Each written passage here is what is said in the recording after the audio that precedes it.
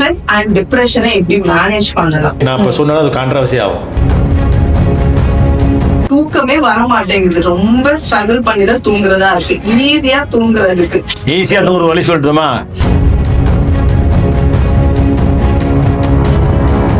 Fasting வந்து குட்டா இல்லையா? மாசத்துல 3 நாள்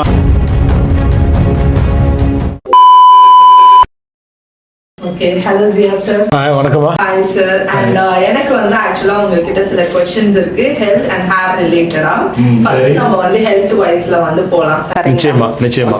and why exercise is important sir? அதாவது எக்ஸசைஸ் ஏன் இம்பார்ட்டன்ட்னா நம்மளுடைய உடல் உழைப்பு என்பது ரொம்ப முக்கியம்.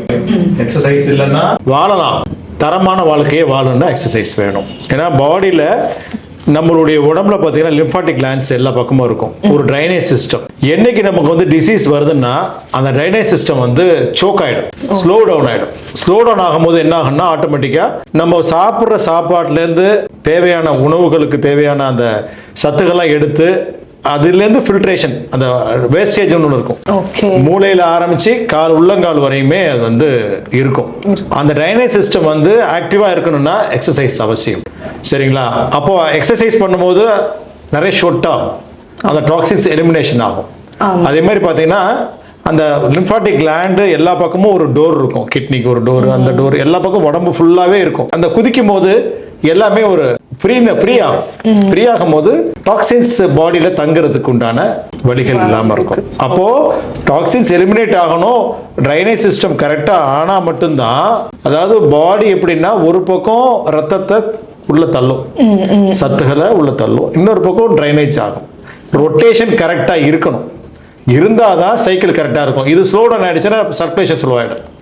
அப்போ உடம்புக்கு தேவையான அந்த சத்துக்கள் அந்த உறுப்புக்கு போய் சரியா சேராது. ஒரு எக்ஸாம்பிள் பார்த்தீங்கன்னா ஹார்ட்டுக்கு போக வேண்டியது கரெக்டாக போகலன்னா இப்போ ஹார்ட்ல பிரச்சனை வரும். லிவருக்கு போக வேண்டியது சரியா போகலன்னா லிவருக்கு பிரச்சனை வரும். எல்லா இடத்துலையும் பிளாக் இருக்காது. சில பேருக்கு பார்த்தீங்கன்னா முதுகுல சில இடத்துல பிடிப்பு இருக்கும், அது ஒரு பிளாக். அங்க மசில் வீக்கா இருக்குன்னு பிடிப்பு வருது. இதுக்கெல்லாம் காரணம் நம்மளோட ஸ்ட்ரெச்சஸ், எக்ஸசைஸ், யோகாலாம் அவசியம் நம்மளுடைய பாடியை கூல் டவுன் பண்றதுக்கு. ரெண்டாவது ஹார்ட்டை பம்ப் பண்ணும்போது தான் பிளட் சர்க்குலேஷன் பாடி ஃபுல்லாக ஃபாஸ்ட்டாக போகும். அப்போ பாடியோடைய பிளட்டு திக் ஆகாது. ஃபாஸ்ட் ஆகும்போது தின்னாகும்போது சர்க்குலேஷன் நல்லா இருக்கும், ஹெல்த்தி ஃபீலிங்காக இருக்கும். இன்னைக்கு பாத்தீங்கன்னா MS தோனில இருந்து விராட் கோலி வரையும் இன்னைக்கு ஹெல்த்தியா இருக்காங்கன்னா, இவ்வளவு தூரத்துக்கு ஸ்போர்ட்ஸ் ஆக்டிவிட்டிஸ் பண்றாங்கன்னா, உசேன் போல்ட் எடுத்துங்க, இன்னைக்கு அவன் எக்ஸசைஸ் பண்ணலன்னா இன்னைக்கு இவ்வளவு பெரிய சாதனையும் பண்ணிருக்க முடியாது. இப்ப எல்லாருக்கும் எக்ஸசைஸ் அவசியம். அதுக்காக வாக்கிங் மட்டும் பண்ணணும் அவசியம் இல்ல, ஏதோ ஒரு ஸ்ட்ரெச்சஸோ ஏதோ ஒரு யோகாவோ ஒண்ணு பண்ணணும். சரிங்களா? உடலுக்கு உடல் அமைப்புக்கு தகுந்த மாதிரி பண்ணணும். சரிங்களா? நான் மெல்லிசா இருக்கிறேன், நான் போய் ஜிம்முக்கு போய் பண்ணணும்னா அதெல்லாம் கிடையாது. மெல்லிசா இருக்கிறவனுக்கு தகுந்த மாதிரி எக்ஸசைஸ் பண்ணிக்கும். உடம்புல இருந்து டாக்ஸின் எலிமினேட் பண்றதுக்கு அந்த லிம்பாட்டிக் ட்ரைனேஜ் சிஸ்டத்தை சரியா வச்சுக்கிறதுக்காக எக்ஸசைஸ் அவசியம். ஓகே சார், எனக்கு ஒரு சிம்பிள் எக்ஸசைஸ் டெய்லி ரொட்டீன்ல இது நம்ம பண்ணலாம்னா என்ன எக்ஸசைஸ் சொல்லுங்க? அதாவது மார்னிங்ல 5:30 வேக்கப் பண்ணிட்டு ஒரு கிளாஸ் வாட்டர் ஒரு 600 ml சாப்பிடலாம். Depends upon the patient need. சரிங்களா? அவங்க ஒரு வாக்கிங் இருக்கணும். ஜென்ரலா ஒரு வாக் பண்ணணும் டெய்லி. அப்பதான் வார்மிங் அப் ஆகும் பாடி. வார்ம் அப் இல்லைன்னு வச்சுங்களேன், அன்னைக்கு ஹோல் டே வந்து பிரச்சனையா இருக்கும். வார்ம் அப் ஒரு 5:30 பண்ணாங்கன்னா ஒரு 6:30 7 o'clock அந்த ரேஞ்சில் பாத்தீங்கன்னா அந்த ஃபர்ஸ்ட் சன்லைட் இருக்கு இல்லையா, அந்த சன்லைட்ல நம்மளுடைய ஷர்ட், அதாவது முதுகோட எலும்பு தெரியுற அளவுக்கு ஒரு சூரிய குளியல் அவசியம். ஏன்னா விட்டமின் டி வந்து ரொம்ப ரொம்ப முக்கியம். நிறைய பேருக்கு அது வந்து மறந்துட்டோம். தமிழ்நாட்டில் பிறந்து இந்தியாவில் பிறந்து வெயில் இருக்கிற காலத்துல நம்ம போய் அந்த வெயில்ல உட்கார்றதே இல்லை. அதனால ஏற்படக்கூடிய வியாதிகள் தான் அதிகம். சரிங்களா? எல்லாத்தையும் நம்ம பண்ணிட்டு அது விட்டமின் டி இல்லைன்னு வச்சுங்களேன், எந்த சிஸ்டமும் வேலை செய்யாது. ஏன்னா விட்டமின் டி குறைபாடால் என்ன ஆகும், ஆட்டோமேட்டிக்கா கழுத்துல வந்து கம்ப்ரெஷன் வரும். கம்ப்ரெஷன் வந்து எலும்பு, எல்லா எலும்புமே கம்ப்ரெஷன் வரும். அப்போ பாடி நான் சொன்ன பாத்தீங்கன்னா அந்த லிம்பாட்டிக் கிளாண்ட் எல்லாமே ஸ்லோ டவுன் ஆயிடும். அப்போ என்ன வேணும், விட்டமின் டி ஜாஸ்தியா இருக்கும் போது தான் அசிடிட்டி ஃபார்ம் ஆகாது. அப்போ எக்ஸசைஸ் பண்ணும்போது அசிடிட்டி ஃபார்ம் ஆகாது. ஒர்க் அவுட் வேணும், பாடி ஒர்க் அவுட் வேணும். சிம்பிள் எக்ஸசைஸ், வாக்கிங், ஜஸ்ட் ஒரு ஸ்ட்ரெச்சஸ், ஒரு 10 மினிட்ஸ் யோகா, ஒரு 10 மினிட்ஸ் மெடிடேஷன். ஒரு கண்ணை மூடி மெடிடேஷன், அதாவது மந்திரங்கள் சொல்லுங்க அவசியம் எதுவுமே இல்லை. கண்ணை மூடி உங்க மூச்சியை பார்த்தாலே தினமும் போதும். அதாவது நார்மல் பர்சனுக்கு, இப்போ ஒரு ஸ்போர்ட்ஸ் பர்சன்னா they should do all exercise. சரிங்களா? உங்களுக்கு தகுந்த மாதிரி. இப்போ ஐடியில் இருக்கிறவங்களும் லைட்டாக பண்ணணும் அந்த ஸ்ட்ரெஸ்ஸுக்கு தகுந்த மாதிரி. சரிங்களா? நீ பாட்டுக்கு இப்போ நிறைய பேர் பார்த்தீங்கன்னா ஐடியில் இருப்பாங்க, போய் ஜிம்மில் போய் ஓன் பண்ணுவாங்க, நிறைய காம்ப்ளிகேஷன் வரும். சரிங்களா? அதனால உடலுக்கு தேவையான ஒரு எக்ஸசைஸ் இருந்தா ஆரோக்கியமான வாழ்க்கைக்கு சூப்பரா இருக்கும். அது மாதிரி உணவு முறையும் அடுத்தடுத்த கேள்வியில உணவு முறை பத்தி பேசுவோம். நிச்சயமா. கண்டிப்பா. செகண்ட் क्वेश्चन போயிடலாம் சார். அண்ட் ஸ்ட்ரெஸ் அண்ட் டிப்ரஷனை எப்படி மேனேஜ் பண்ணலாம்? சிம்பிளுங்க. ஸ்ட்ரெஸ் டிப்ரெஷன் வந்து நான் என்னுடைய கண்ணோட்டம் வேற, மக்களுடைய கண்ணோட்டம் வேற. அதாவது உணவால ஏற்படுற ஸ்ட்ரெஸ்ஸை விட ஏற்படுற ஸ்ட்ரெஸ் ஜாஸ்தி. நான் தான் சொல்றேன்ல, அந்த ஸ்ட்ரெஸ் இருக்கிற பீப்புளெலாம் டெய்லி எக்ஸசைஸ் பண்ணணும். ஸ்பெஷலியா எல்லாம் நல்லா புரிஞ்சுங்க. அதாவது மனசார ஒர்க் பண்றோம்னா ஒர்க் பண்ணணும், அது ரொம்ப முக்கியம். அதாவது டெடிகேஷன் ஒர்க் பண்ணோம்னா இந்த ஸ்ட்ரெஸ் எல்லாம் வராது. ஐயோ இந்த லோடு ஜாஸ்தியா இருக்குன்னு நினைச்சோம்னா நிச்சயமா வந்து ஸ்ட்ரெஸ் வந்துடும். அதை ஈஸியா ஹேண்டில் பண்ண தெரியல நிறைய பேருக்கு. ஹேண்டில் பண்ணாங்கன்னா அந்த பிரச்சனையே வராது. சரிங்களா? ரெண்டாவது பாத்தீங்கன்னா ஸ்ட்ரெஸ் வரதுக்கு மெயின் ரீசன் என்ன பொறுத்த வரைக்கும் acidity reflex. If you have the acidity reflex, the stress வந்து டபுள் ட்ரிபிள் 4 டைம் மாறும். ஏன்னா தெரிஞ்சுக்கங்க, இந்த அசிடிட்டி ரிஃப்ளெக்ஸால உங்களுக்கு ரிஃப்ளெக்ஸ் ஆகி நேரா கழுத்துடைய ஷோல்டர் இந்த மெயினா நம்மளுடைய C1 to C7ல வந்து லாக் பண்ணிடும். லாக் பண்ணுச்சுன்னா பாடி எடுக்கக்கூடிய ஆக்சிஜனை பிரெயினுக்கு அனுப்பாது. அனுப்போம், வாழ்றதுக்கு அனுப்போம், ஜாலியா இருக்கிறது அனுப்பாது. அப்ப ஜாலியா இல்லைன்னா என்ன ஆகும்? டென்ஷன் ஆகும், கோவம் வரும். நீ அந்த மாதிரி கேசஸ்லாம் பாருங்களேன். மக்களுக்கு உங்களுக்கு சொல்றேன், நீ என்ன பண்றீங்கன்னா அந்த கழுத்தை தொட்டு பாருங்க. கழுத்து 2 சைடு ஷோல்டர் பார்த்தீங்கன்னா அழுத்தமா இருக்கும். அந்த ஸ்ட்ரெஸ் அதிகமா இருக்கிறவங்களுக்கு அந்த அழுத்தத்தை குறைக்கிறதுக்கு நிறைய வழிகள் இருக்கு ஈஸியா. புரிஞ்சுக்கிட்டீங்களா? அந்த அழுத்தத்தை நம்ம குறைச்சிட்டோம்னாலே அப்ப பாடிக்கு சர்க்குலேஷன் பிரெயினுக்கு போக ஆரம்பிச்சாலே கோவம்லாம் வராது. கழுத்துல பிடிப்பு இருக்கவங்கள்ட்ட சாதாரண பேச எரிஞ்சு விழுவாங்க, கட்டுப்புல விடுவாங்க. எங்க பேஷண்ட் வராங்கல்ல, கேட்போம், என்ன மேடம் நிறைய கோவப்படுறாங்களா? அடையா சார், தாங்க முடியல சார். இதெல்லாம் நடக்கும். ஏன்னா கழுத்தை ரிலீஸ் பண்ணதுக்கு அப்புறம் சார் எவ்வளவு ஃப்ரீயா இருக்கேன் சார். புரியுதுங்களா உங்களுக்கு? மெயின் ரீசனே கழுத்து தான். கழுத்துல ஏன் பிடிக்குதுன்னா உங்களுடைய நம்ம உணவு தான் நேரத்துக்கு தகுந்த மாதிரி சாப்பிடுறது இல்லையே. நைட்டு 3:30 மணிக்கு பிரியாணி சாப்பிடுறோம், எல்லாம் சாப்பிடுறோம். சரிங்களா? அதனாலதான் ஏற்படுது stress. Stress is easy to come down. Just சில எக்ஸசைஸ், கழுத்துக்கு நெக் எக்ஸசைஸ், நெக்குக்கு கொடுக்கக்கூடிய some heat hard fermentation plus நம்மளுடைய ஸ்டொமக் கரெக்டா இருக்கா, ரிஃப்ளெக்ஸ் இல்லாம இருக்கா. ரிஃப்ளெக்ஸ் தானே நெஞ்சு எரிச்சல் தானே. நெஞ்சு எரிச்சல் மட்டும் ரிஃப்ளெக்ஸ் இல்ல, பல விதமான ரிஃப்ளெக்ஸ் இருக்கு. எனக்கு நெஞ்சில எரியலையே, ரிஃப்ளெக்ஸ் இல்லைன்னு கூலா சொல்லுவாங்க. அதெல்லாம் இல்ல, நிறைய பிரச்சனைகள் இருக்கு. கழுத்தை திருப்பி பாத்தீங்கன்னா திரும்பவே திரும்பாது, ஒழுங்கா இப்படி திரும்பாது. அப்ப என்ன ஆகும்? கழுத்துல ஸ்டிப்னஸ் ஏற்பட்டாலே நான் சொல்ற மாதிரி ஆக்சிஜன் லெவல் மேல ஏறாது. அப்ப அவங்க மைண்ட் கூல் ஆகாது, தூக்கம் ஒழுங்கா இருக்காது, தூங்குவாங்க, அரைக்குறையா தூங்குவாங்க, டென்ஷன்லயே தூங்குவாங்க, காலை எந்திரிச்சா ஃப்ரெஷ்ஷா இருக்காது, ஹேங் ஓவரா இருக்கும். சரக்கு அடிச்சா அப்படி இருக்கும், அது மாதிரி ஹேங் ஓவரா இருப்பாங்க. அதான் உண்மை. சரிங்களா? அப்போ என்ன செய்யணும்? பிரெயினுக்கு தேவையான ஆக்சிஜனை இம்போர்ட் பண்ணணும். அப்ப என்ன செய்யலாம்? உணவும் பார்த்துக்கணும், எக்ஸசைஸும் பண்ணணும். அப்ப என்ன ஆகணும்? எல்லாத்தையும் மேனேஜ் பண்ணாதான் சரியா வரும். நான் இதை மட்டும் தான் பண்ண, இது பண்ண நேரம் இல்லைன்னா you should be struggle on the stress. Stress is easy to come down, cool down. Okay sir. எல்லாமே அந்த எக்ஸசைஸ்ல தான் கனெக்ட் ஆயிடுது. எக்ஸசைஸ், உணவு முறை, லைஃப் ஸ்டைல், அது ரொம்ப முக்கியம். அது இல்லைன்னா ஒண்ணுமே பண்ண முடியாது. நான் பாட்டு எல்லாம் பண்றேன், குப்பையை அள்ளி கொட்டுறேன்னா ஒண்ணும் பண்ண முடியாது.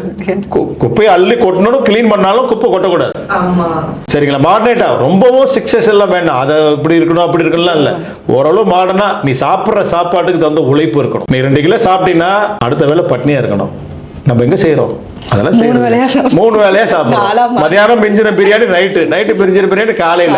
அப்ப என்ன ஆகும்?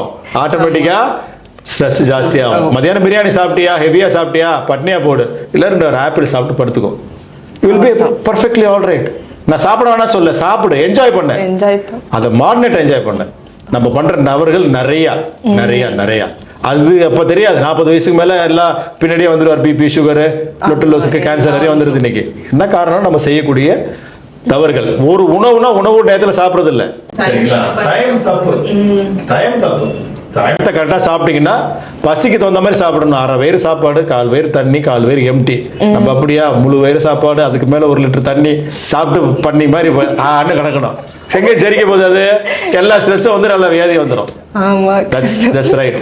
கரெக்ட் தான் சார். ஓகே, இப்போ என்னன்னா தூக்கமே வர மாட்டேங்குது, ரொம்ப ஸ்ட்ரகிள் பண்ணி தான் தூங்குறதா இருக்கு. ஈஸியா தூங்குறதுக்கு ஈஸியா தூங்குற வழி சொல்லட்டுமா? மொபைல் போன் நைட்ல ஆஃப் பண்ணுங்க முதல்ல. ஆஃப் பண்ண இல்ல, ஏதாவது என்ன சொல்றாங்கன்னா எனக்கு தூக்கம் வரலன்னு மொபைல் தப்பு. ஜஸ்ட் மொபைல் தூக்கி சுவிட்ச் ஆஃப் பண்ணிட்டு கண்ணை மூடி 100 கவுண்ட் பண்ணுங்க. 1 2 3 4 5 100க்குள்ள தூக்கம் வந்துடும். நீ கண்ணை மூடி படுத்தாலே ஆட்டோமேட்டிக் தூக்கம் வந்துடும். நம்ம உடம்புக்கு நல்லா புரிஞ்சுக்கமா, சொல்லி கொடுக்கணும். You should talk to the body. நம்ம பேசுறதே இல்ல கிடையாது. ஊர்ல உள்ள எல்லா கனவையும் பார்த்துருவோம். எது தூங்குறதுக்கு முன்னாடி நடப்புகள், அங்க போவோம், இங்க போலாம், அங்க போலாமா, அந்த பண்ண பார்க்கலாமா, இது பண்ணலாமா, எல்லாம் கூத்து அடிச்சிருவோம். அங்கே தூக்கம் வரும் வராது. போன உள்ள மொபைல் சுவிட்ச் ஆஃப் பண்ண மாதிரி உன் பிரெயினை சுவிட்ச் ஆஃப் பண்ணணும். சுவிட்ச் ஆஃப் பண்ணிட்டு மெடிடேஷன் ஒரு 5 நிமிஷம் ஓம் பிரீத்திங்க, இன்ஹேல் எக்ஸேல் பண்ணுங்க. அதை பாருங்க, ஈஸியா தூக்கம் வந்துடும். இன்னும் மோசமா கிரானிக் தூக்கம் வரலன்னா அவங்களுக்கு கழுத்துல ப்ராப்ளம் இருக்கு, அசிடிட்டி ரிஃப்ளெக்ஸ் இருக்கு. அதை சரி பண்ணாலே ஆட்டோமேட்டிக்கா தூக்கம் வந்துடும். சரிங்களா? நீ சொல்ல நம்ப மாட்டீங்க, எங்க குடும்பத்துல யாரும் சீக்கிரம் தூங்க மாட்டாங்க. ஆனா நான் மட்டும் தூங்கிடுவேன். எல்லாரும் பொறாம, எப்படா நீ மட்டும் தூங்குற? ஏய், சுவிட்ச் ஆஃப் பண்ணி தூங்கியா, 10 மணிக்கு போன் ஆஃப் பண்ண, ஆட்டோமேட்டிக் தூக்கம் வந்துடும்.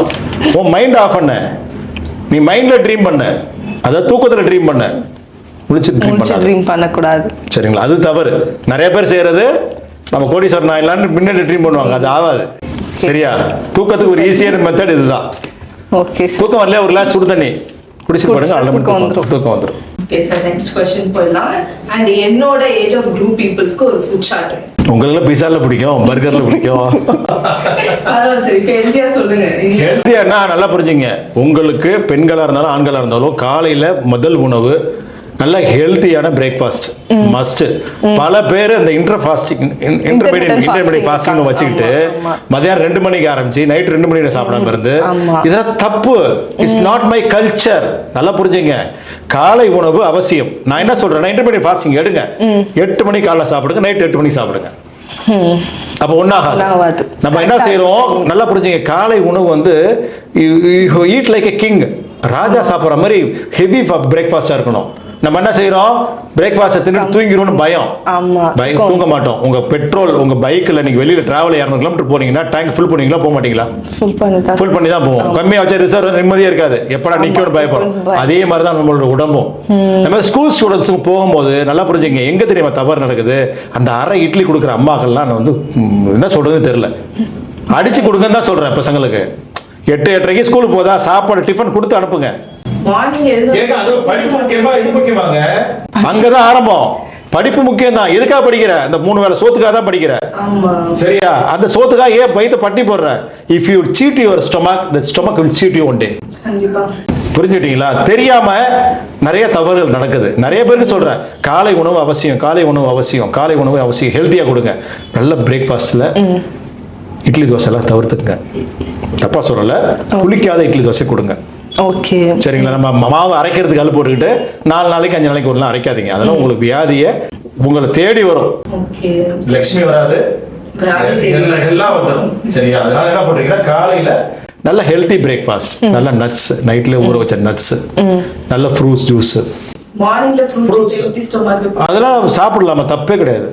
நட்ஸ் சாப்பிடுங்க, ஃப்ரூட் ஜூஸ் சாப்பிடுங்க. ஃப்ரூட் ஜூஸை விட ஃப்ரூட்ஸை சாப்பிடுங்க. ஓகே, ஸ்மூத்தி சாப்பிடுங்க. சரிங்களா? அதோட சேர்த்து சிறுதானியத்தில் உணவுகள் கொஞ்சமா, அப்போ ஃபில்லிங் ஆயிடும். இதெல்லாம் சாப்பிட்டாலே ஃபில்லிங் ஆயிடும். அதை விட முக்கியம், வெஜிடேரியனா இருந்தா பன்னீர் சீஸ், பன்னீரா சீஸ். சரிங்களா? நான் வெஜிடேரியனா இருந்தா அட்லீஸ்ட் 2 முட்டை அவசியம். இன்னைக்கு பாத்தீங்கன்னா வெஜிடேரியன் பீப்புள் என்கிட்ட பேஷன்ஸ் நிறைய இருக்காங்க. they also go for the egg. என்ன எகிடேரியன் ஆயிட்டாங்க. Egg is not a vegetarian, நான் வெஜிடேரியன். வெஜிடேரியன் ஆயிடுச்சு. அதுக்கு குஞ்சு இருக்காதா, அதாவது குழந்தை பிறக்காதா அதுக்கு என்னமோ சொல்றாங்க. சரி, ஓகே, ஏதோ ஒன்று சாப்பிட்டு ஹெல்த்தி ஆச்சுங்க. பல கல்ச்சர் பல காலங்கள் என்ன ஆயிடுச்சுன்னா, முட்டை சாப்பிடாத, கொலஸ்ட்ரால். இப்ப எல்லாமே அதே மருத்துவர்கள் இப்ப என்ன சொல்றாங்கன்னா, முட்டை சாப்பிடு. ஒரு காலத்துல பாதாம் பருப்பு சாப்பிடாத, முந்திரி பருப்பு சாப்பிடாத, ஹார்ட் அட்டாக் வந்துருந்தாங்க. இப்ப அதே டாக்டர்ஸ் அதே சொல்றாங்க. ரிசர்ச் லேட், ஒரு 40 வருஷம் தள்ளி போயிட்டாங்க. 40 வருஷம் நல்லா இருந்தவங்கலாம் சாப்பிடாம ஆக்கி சத்துலாம் போயிடுச்சு. இப்ப எல்லா பாதாம் பருப்பு கடைலாம் விதவிதமா டிசைனா வச்சு வித்துட்டு இருக்கான்.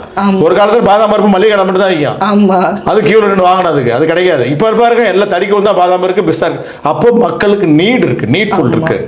இந்த நீட்ஃபுல் இல்லாதனாலதான் இவ்வளவு பிரச்சனைக்கும் காரணம். அப்போ ஹெல்த்தியான பிரேக்ஃபாஸ்ட் அவசியம். மதியானம் லஞ்சு ஒரு 50% லஞ்சில் நிறைய காய்கறிகள், சரிங்களா, கொஞ்சமா ரைஸ் சாப்பிட வேணாம் சொல்ல. நம்ம உடம்புக்கு தேவை புரோட்டீனும் ஃபைபரும் தான் அதிகமா. கார்ப்ஸ் வந்து ஒரு 10% இருந்தாலே போறோம். நம்ம என்ன செய்யறோம், நல்லா ஃபுல் மீல். என்னைக்கு இந்த தமிழ்நாட்டிலயும் ஃபுல் மீல் என்னைக்கு ஆரம்பிச்சானோ எல்லாரும் தொப்ப தள்ளி போச்சு, சரிங்களா. அப்போ ஃபுல் மீலை விட ஹாஃப் மீல் சாப்பிடலாம். அந்த காலத்துல சாப்பிட்டாங்க. என்ன செஞ்சாங்கன்னா 5 வகையான காய்கறி கூட்டு சாப்பிட்டாங்க. கூட்டை சாப்பிட்டதுக்கு அப்புறம் ரைஸ் சாப்பிட்டாங்க.